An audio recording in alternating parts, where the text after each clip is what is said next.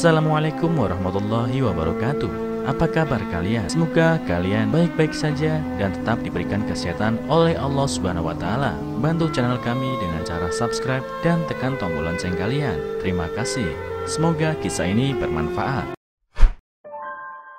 Pria kaya mengusir gadis tunawisma yang mengemis. Kemudian dia melihatnya di makam istrinya. David Salvi gugup dan gelisah. Dia kembali ke Boston setelah absen selama 15 tahun dan dia akan melakukan sesuatu yang dia bersumpah tidak akan pernah dia lakukan, menjangkau istrinya. Toko bunga yang dia datangi memang dikenal sebagai salah satu yang terbaik di kota dan dia tahu dia akan menemukan apa yang dia butuhkan, tulip merah. Dia baru saja melangkah ke dalam pintu toko bunga ketika dia didatangi oleh seorang pengemis. Gadis itu tampak murung dan compang-camping. Dia kurus dengan kaki kurus dan di bawah roknya yang terlalu pendek, lututnya yang memar terlihat. "Permisi tuan," ucapnya. "Bisakah Anda menyisihkan sedikit uang kembalian?" David mengerutkan kening dan bertanya dengan agresif, "Untuk apa uang itu? Makanan? Atau apakah kamu akan menghabiskannya untuk minuman dan obat-obatan?" Gadis itu meronta dan berkata dengan bermartabat, "Bukan itu tuan, saya ingin membeli bunga." "Bunga?" David berteriak marah. "Apa yang dilakukan seorang pengemis dengan bunga? Saya beritahu Anda pergi dan bekerja daripada meminta uang kepada orang-orang baik untuk membeli bunga." Gadis itu memalingkan wajahnya, tetapi sebelum memalingkan, David melihat bahwa dia menangis. Dia merasa sedikit malu pada dirinya sendiri. Ada satu orang yang tidak akan pernah menyetujui sikapnya, Claire, dan David sangat menginginkan persetujuan Claire. Dia memasukkan tangannya ke sakunya untuk memberi gadis itu $1. Tetapi gadis itu telah pergi. Dia mendapatkan sendiri karangan bunga tulip merah yang paling indah, favorit Claire. Claire cinta dalam hidupnya, istrinya yang tidak pernah dilihatnya selama 15 tahun. David telah mencintai Claire sejak dia melihatnya menari di konser. Tangannya terangkat ke udara, rambut panjangnya berputar-putar di sekelilingnya seperti jubah sutra. Dia berjalan ke arahnya dan mereka telah saling menatap mata dan mereka tahu. Dia dan Claire menikah 3 minggu kemudian, tapi dia baru menyampaikan kabar itu kepada orang tuanya ketika dia kembali untuk Thanksgiving tanpa Claire. Dia mengatakannya saat makan malam, "Bu, ayah, aku sudah menikah." Rahang ayahnya terenganga dan ibunya menumpahkan anggur ke atas linen putih dan taplak meja pusaka berenda. "Apa?" Dia terkesiap. "Menikah? Dengan siapa?" David tersenyum gugup. "Namanya Claire Farrow. Maksudku dulu, dia Claire Salvi sekarang. Dia cantik, lucu, dan pintar. Dia mahasiswa hukum." "Siapa keluarganya?" tanya ibu David. "Mereka berasal dari mana?" "Nah, dia yatim piatu, Bu." David menjelaskan, dia dibesarkan oleh biarawati di panti asuhan. "Seorang anak yatim?"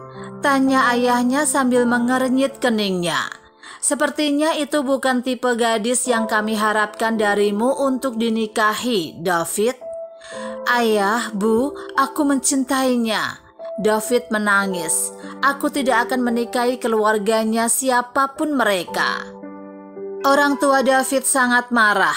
Mereka menuntut agar dia segera kembali ke Boston dan menjemput gadis itu agar mereka bisa melihatnya.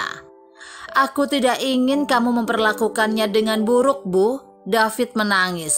"Dia istriku." Malam itu David menelpon Claire dan mengatakan bahwa orang tuanya ingin bertemu dengannya. "Oh," kata Claire pelan, "aku tahu dari suaramu bahwa segala sesuatunya tidak berjalan dengan baik." Terjadi keheningan yang lama, lalu Kyrie berkata dengan suara malu-malu, "Kuharap mereka akan mencintai cucu mereka." "Aku yakin," David mulai berkata, lalu itu mengenalnya. "Sayang, kamu hamil." "Maafkan aku David," kata Kyrie. "Aku sangat berhati-hati dan aku tahu ini bukan waktu yang tepat." Tapi air mata David mengalir di wajahnya. "Oh sayang, aku sangat senang. Aku mencintaimu, Kyrie." Keesokan paginya David masuk ke mobilnya lebih awal dan memulai perjalanan 3 jam ke Boston untuk menjemput Kyrie.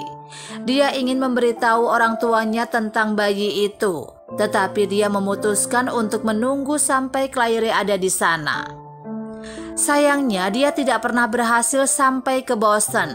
Sebuah kendaraan roda 18 berputar di luar kendali dan membuat mobil David terperosok ke jurang.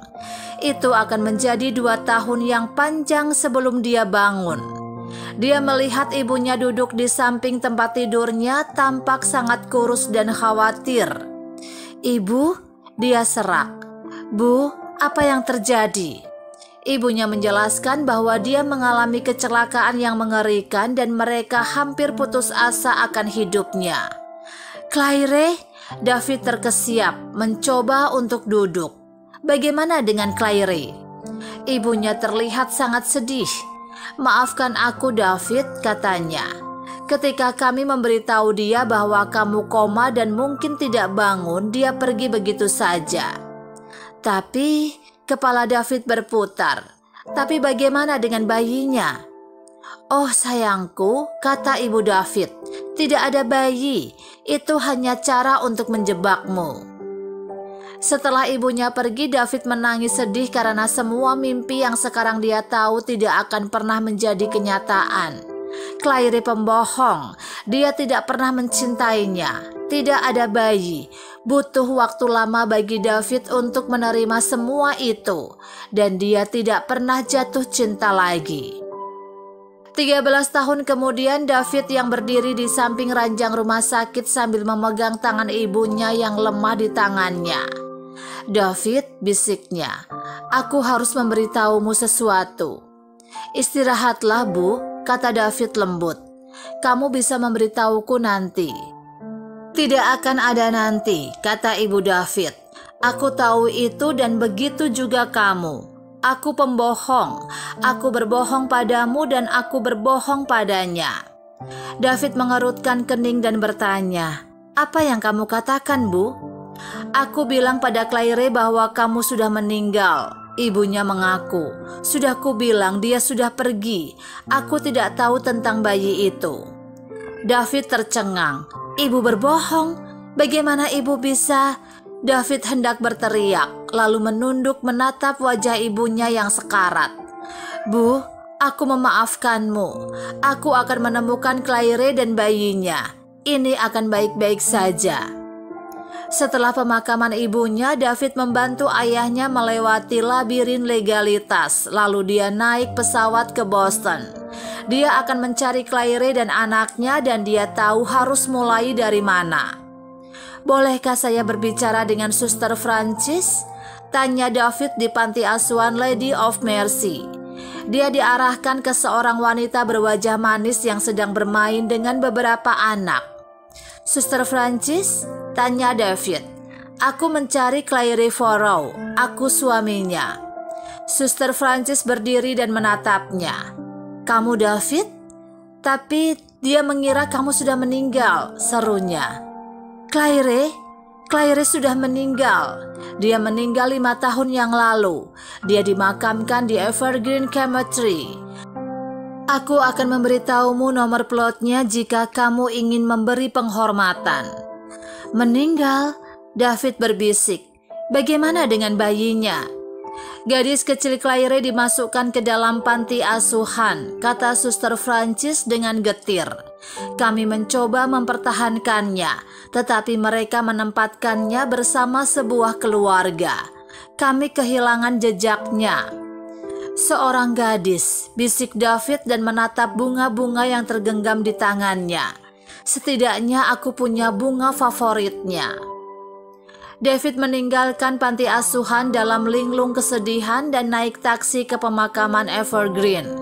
Dia mulai mencari kuburan Claire dan menemukannya hampir 1 jam kemudian. Saat dia mendekat, dia melihat ada seseorang di sana. Itu adalah gadis di toko bunga. Dia berlutut di dekat kuburan, mencabuti rumput liar dan berbicara dengan lembut. "Maafkan aku, Bu," katanya. "Aku tidak bisa mendapatkan bunga tulip hari ini, tapi aku punya bunga aster." Gadis itu mengangkat segenggam kecil bunga aster liar di tangannya dan meletakkannya dengan hormat di atas batu nisan. "Oh Bu, aku sangat merindukanmu." "Kamu?" kata David dan gadis itu melompat. "Kamu putri Claire?" "Iya," katanya. "Kamu mengenal ibuku?" David menatap matanya yang lebar seperti mata Claire dan merasakan air mata mulai mengalir di pipinya. "Aku mengenalnya. Aku ayahmu." Putrinya bernama Hope dan dia telah sendirian selama 2 tahun setelah melarikan diri dari situasi rumit di panti asuhan. David menceritakan seluruh kisah kepada Hope dan memohon pengampunan darinya. "Aku di sini sekarang," katanya. "Kamu tidak akan pernah sendirian lagi." Bersama-sama David dan Hope menempatkan tulip yang indah di makam Claire dan kemudian dia membawanya pulang untuk bertemu kakeknya. Nah, apa yang bisa kita pelajari dari cerita ini? 1. Kebohongan itu seperti rumput liar. Mereka tumbuh dan menyebarkan kehancuran. Kebohongan Nyonya Selfie menyebabkan cucu satu-satunya tumbuh sendirian dan kehilangan tempat tinggal. 2. Yang penting adalah karakter seseorang, bukan siapa keluarganya atau dari mana asalnya. Tuan dan Nyonya Selfie menghakimi Claire tanpa menemuinya dan membuat kesalahan besar.